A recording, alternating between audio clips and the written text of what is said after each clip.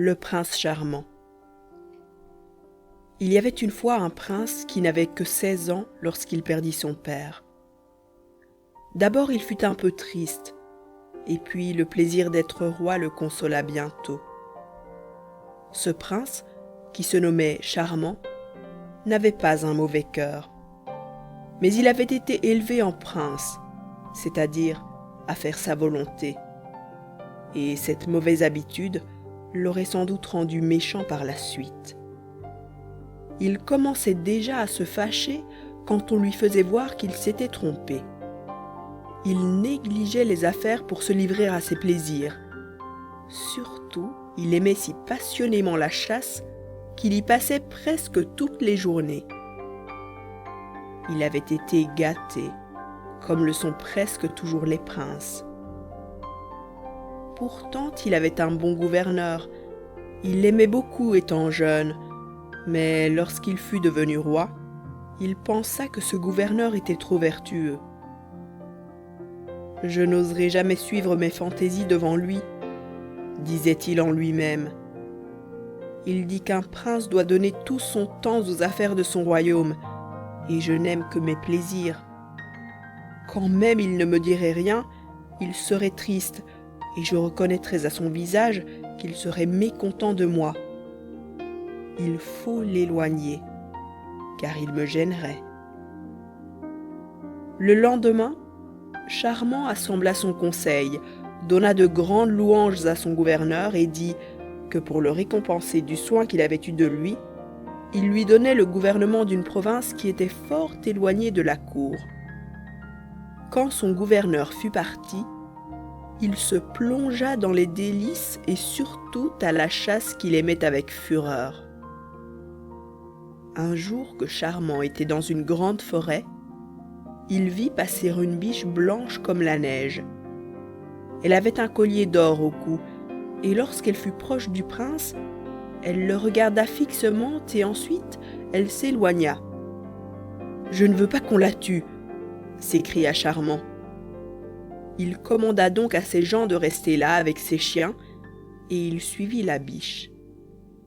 Il semblait qu'elle l'attendait, mais lorsqu'il était près d'elle, elle s'éloignait en sautant et en gambadant. Il avait tant envie de la prendre qu'en la suivant, il fit beaucoup de chemin sans y penser. La nuit vint, et il perdit la biche de vue. Le voilà bien embarrassé, car il ne savait où il était. Tout d'un coup, il entendit des instruments, mais il paraissait être bien loin. Il suivit ce bruit agréable et arriva enfin à un grand château où l'on donnait ce beau concert. Le portier lui demanda ce qu'il voulait, et le prince lui conta son aventure. « Soyez le bienvenu, » lui dit cet homme. « On vous attend pour souper, car la biche blanche appartient à ma maîtresse, et toutes les fois qu'elle la fait sortir, c'est pour lui amener compagnie. » En même temps, le portier siffla, et plusieurs domestiques parurent avec des flambeaux et conduisirent le prince dans un appartement bien éclairé. Les meubles de cet appartement n'étaient pas magnifiques, mais tout était propre et si bien arrangé que cela faisait plaisir à voir. Aussitôt il vit paraître la maîtresse de la maison. Le prince fut ébloui de sa beauté, et s'étant jeté à ses pieds, il ne pouvait parler tant il était occupé à la regarder. « Levez-vous, mon prince, » lui dit-elle en lui donnant la main. « Je suis charmée de l'admiration que je vous cause. Vous me paraissez si aimable que je souhaite de tout mon cœur que vous soyez celui qui doit me tirer de ma solitude. Je m'appelle Vraie-Gloire et je suis immortelle. Je vis dans ce château depuis le commencement du monde en attendant un mari. Un grand nombre de rois sont venus me voir, mais quoiqu'ils m'eussent juré une fidélité éternelle, ils ont manqué à leur parole et m'ont abandonné pour la plus cruelle de mes ennemis. »« Ah, belle princesse, » dit Charmant, « peut-on vous oublier quand on vous a vu une fois ? Je jure de n'aimer jamais que vous, et dès ce moment je vous choisis pour ma reine. Et moi, je vous accepte pour mon roi, lui dit Vraie-Gloire. Mais il ne m'est pas permis de vous épouser encore. Je vais vous faire voir un autre prince qui est dans mon palais et qui prétend aussi m'épouser. Si j'étais la maîtresse, je vous donnerais la préférence, mais cela ne dépend pas de moi. Il faut que vous me quittiez pendant 3 ans, et celui des deux qui me sera le plus fidèle pendant ce temps aura la préférence. Charmant fut fort affligé de ces paroles, mais il le fut bien davantage quand il vit le prince dont Vraie-Gloire lui avait parlé.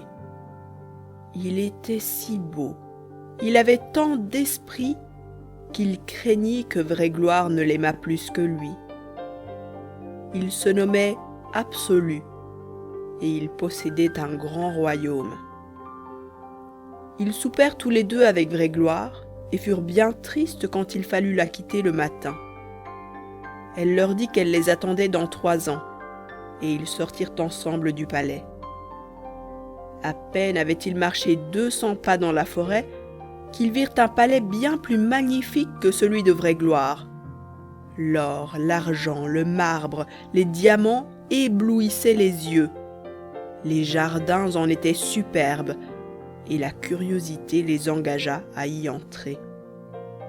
Ils furent bien surpris d'y trouver leur princesse, mais elle avait changé d'habit. Sa robe était toute garnie de diamants, ses cheveux en étaient ornés, au lieu que la veille, sa parure n'était qu'une robe blanche garnie de fleurs. « Je vous montrai hier ma maison de campagne, » leur dit-elle. « Elle me plaisait autrefois, mais puisque j'ai 2 princes pour amants, je ne la trouve plus digne de moi. Je l'ai abandonnée pour toujours, et je vous attendrai dans ce palais, car les princes doivent aimer la magnificence. L'or et les pierreries ne sont faits que pour eux, et quand leur sujet les voit si magnifiques, ils les respectent davantage. » En même temps, elle fit passer ses 2 amants dans une grande salle. « Je vais vous montrer, leur dit-elle, les portraits de plusieurs princes qui ont été mes favoris. En voilà un qu'on nommait Alexandre, que j'aurais épousé, mais il est mort trop jeune. Ce prince, avec un fort petit nombre de troupes, ravagea toute l'Asie et s'en rendit maître. Il m'aimait à la folie et risqua plusieurs fois sa vie pour me plaire. Voyez cet autre, on le nommait Pyrrhus. Le désir de devenir mon époux l'a engagé à quitter son royaume pour en acquérir d'autres. Il courut toute sa vie et fut tué malheureusement d'une tuile qu'une femme lui jeta sur la tête. Cet autre se nommait Jules César. Pour mériter mon cœur, il a fait pendant 10 ans la guerre dans les Gaules. Il a vaincu Pompée et soumis les Romains. Il eût été mon époux, mais ayant, contre mon conseil, pardonné à ses ennemis, ils lui donnèrent 22 coups de poignard. La princesse leur montra encore un grand nombre de portraits, et leur ayant donné un superbe déjeuner, qui fut servi dans des plats d'or, elle leur dit de continuer leur voyage. Quand ils furent sortis du palais, Absolu dit à Charmant: « Avouez que la princesse était 1000 fois plus aimable aujourd'hui avec ses beaux habits qu'elle n'était hier, et qu'elle avait aussi beaucoup plus d'esprit. »« Je ne sais, » répondit Charmant.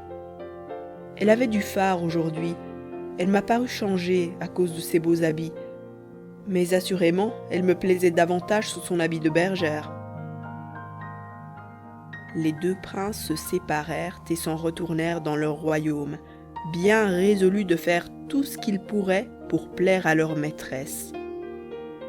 Quand Charmant fut dans son palais, il se ressouvint qu'étant petit, son gouverneur lui avait souvent parlé de Vraie-Gloire, et il dit en lui-même: « Puisqu'il connaît la princesse, je veux le faire revenir à ma cour. Il m'apprendra ce que je dois faire pour lui plaire. » Il envoya donc un courrier pour le chercher, et aussitôt que son gouverneur, qu'on nommait Sincère, fut arrivé, il le fit venir dans son cabinet et lui raconta ce qui lui était arrivé. Le bon Sincère, pleurant de joie, dit au roi: « Ah, mon prince, que je suis content d'être revenu. Sans moi, vous auriez perdu votre princesse. Il faut que je vous apprenne qu'elle a une sœur qu'on nomme Fausse Gloire. Cette méchante créature n'est pas si belle que Vraie Gloire, mais elle se farde pour cacher ses défauts. Elle attend tous les princes qui sortent de chez Vraie Gloire, et comme elle ressemble à sa sœur, elle les trompe. Ils croient travailler pour Vraie Gloire, et ils la perdent en suivant les conseils de sa sœur. Vous avez vu que tous les amants de Fausse Gloire périssent misérablement. Le prince absolu, qui va suivre leur exemple, ne vivra que jusqu'à 30 ans. Mais si vous vous conduisez par mes conseils, je vous promets qu'à la fin, vous serez l'époux de votre princesse. Elle doit être mariée au plus grand roi du monde. Travaillez à le devenir. » « Mon cher Sincère, » répondit Charmant, « tu sais que cela n'est pas possible. Quelque grand que soit mon royaume, mes sujets sont si ignorants, si grossiers, que je ne pourrai jamais les engager à faire la guerre. Or, pour devenir le plus grand roi du monde, ne faut-il pas gagner un grand nombre de batailles et prendre beaucoup de villes? »« Ah, mon prince, » repartit Sincère, vous avez déjà oublié les leçons que je vous ai données. Quand vous n'auriez pour tout bien qu'une seule ville et 200 ou 300 sujets et que vous ne feriez jamais la guerre, vous pourriez devenir le plus grand roi du monde. Il ne faut pour cela qu'être le plus juste et le plus vertueux. C'est là le moyen d'acquérir la princesse Vraie Gloire. Ceux qui prennent les royaumes de leurs voisins, qui, pour bâtir de beaux châteaux, acheter de beaux habits et beaucoup de diamants, foulent leur peuple, sont trompés et ne trouveront que la princesse Fausse Gloire, qui alors n'aura plus son phare et leur paraîtra dans toute sa difformité. Vous dites que vos sujets sont grossiers et ignorants? Il faut les instruire. Faites la guerre à l'ignorance et au crime, combattez vos passions, et vous serez un grand roi et un conquérant au-dessus de César, de Pyrrhus, d'Alexandre et de tous les héros dont Fausse Gloire vous a montré les portraits. » Charmant résolut de suivre les conseils de son gouverneur. Pour cela, il pria un de ses parents de commander dans son royaume pendant son absence et partit avec son gouverneur pour voyager dans tout le monde et s'instruire par lui-même de tout ce qu'il fallait faire pour rendre ses sujets heureux. Quand il trouvait dans un royaume un homme sage ou habile, il lui disait « Voulez-vous venir avec moi? Je vous donnerai beaucoup d'or. » Quand il fut bien instruit et qu'il eut un grand nombre de gens habiles, il retourna dans son royaume et les chargea d'instruire ses sujets qui étaient très pauvres et très ignorants. Il fit bâtir de grandes villes et quantité de vaisseaux. Il faisait apprendre à travailler aux jeunes gens, nourrissait les pauvres malades et les vieillards, rendait lui-même la justice à ses peuples, en sorte qu'il les rendit honnêtes gens et heureux. Il passa 2 ans dans ce travail, et au bout de ce temps, il dit à Sincère: « Croyez-vous que je sois bientôt digne de Vraie Gloire ? Il vous reste encore un grand ouvrage à faire, lui dit son gouverneur. Vous avez vaincu les vices de vos sujets, votre paresse, votre amour pour les plaisirs. Mais vous êtes encore l'esclave de votre colère. C'est le dernier ennemi qu'il faut combattre. » Charmant eut beaucoup de peine à se corriger de ce dernier défaut, mais il était si amoureux de sa princesse qu'il fit les plus grands efforts pour devenir doux et patient. Il y réussit, et les 3 ans étant passés, il se rendit dans la forêt où il avait vu la biche blanche. Il n'avait pas mené avec lui un grand équipage, le seul Sincère l'accompagnait. Il rencontra bientôt Absolu dans un char superbe. Il avait fait peindre sur ce char les batailles qu'il avait gagnées, les villes qu'il avait prises, et il faisait marcher devant lui plusieurs princes qu'il avait fait prisonniers et qui étaient enchaînés comme des esclaves. Lorsqu'il aperçut Charmant, il se moqua de lui et de la conduite qu'il avait tenue. Dans le même moment, ils virent les palais des deux sœurs, qui n'étaient pas fort éloignés l'un de l'autre. Charmant prit le chemin du premier, et Absolu en fut charmé, parce que celle qu'il prenait pour sa princesse lui avait dit qu'elle n'y retournerait jamais. Mais à peine eut-il quitté Charmant que la princesse Vraie-Gloire, 1000 fois plus belle, mais toujours aussi simplement vêtue que la première fois qu'il l'avait vue, vint au-devant de lui. « Venez, mon prince, lui dit-elle, grâce à votre ami sincère qui vous a appris à me distinguer de ma sœur, vous êtes digne d'être mon époux. » Dans le même temps, Vraie-Gloire commanda aux vertus, qui sont ses sujettes, de faire une fête pour célébrer son mariage avec Charmant.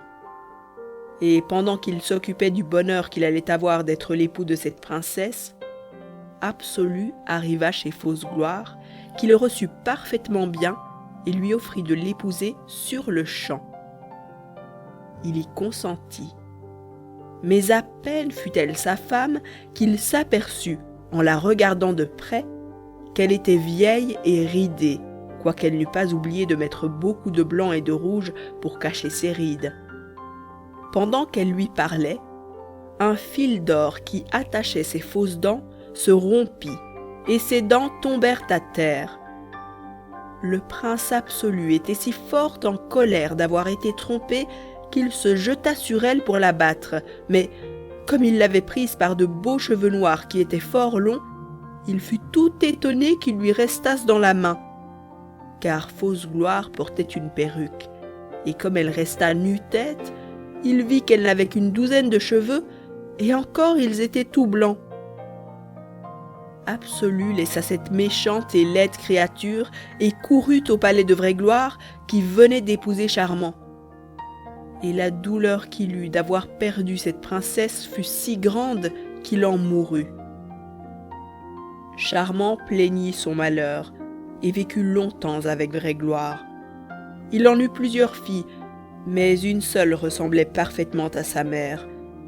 Il la mit dans le château champêtre en attendant qu'elle pût trouver un époux, et pour empêcher la méchante tante de lui débaucher ses amants, il écrivit sa propre histoire afin d'apprendre au prince qui voudrait épouser sa fille que le seul moyen de posséder Vraie-Gloire était de travailler à se rendre vertueux et utiles à leur sujet, et que, pour réussir dans ce dessein, ils avaient besoin d'un ami sincère.